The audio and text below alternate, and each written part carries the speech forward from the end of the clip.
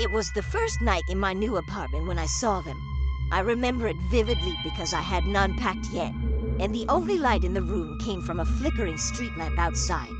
The faint glow stretched through the thin curtains, casting long shadows on the walls.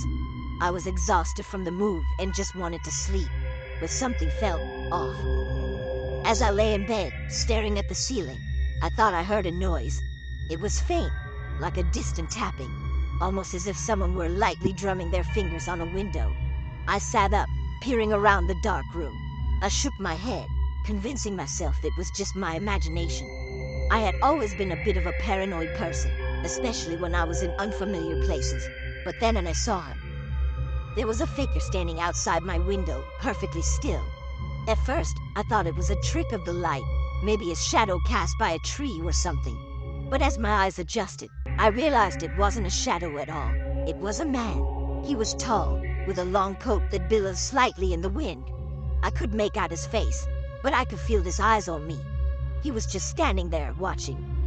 A chill ran down my spine. I wanted to scream, but my voice caught in my throat. I couldn't move. I couldn't look away. The longer I stared, the more terrified I became. There was something deeply unsettling about the way he just stood there, not moving, not making a sound. I finally gathered the courage to reach for my phone and call the police. My hands were trembling as I dialed, and I kept my eyes on him the entire time, afraid that if I looked away, he would somehow get closer. The operator assured me they would send someone over right away.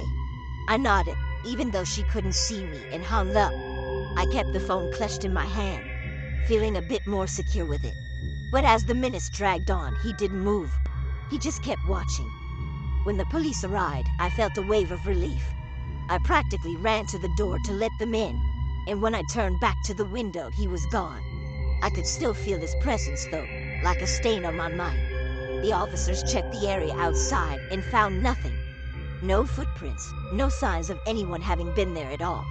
They chalked it up to stress from the move and suggested I try to get some rest. I tried to take their advice, but sleep wouldn't come. Every time I closed my eyes, I saw him standing there watching. I left the lights on that night, jumping at every small noise,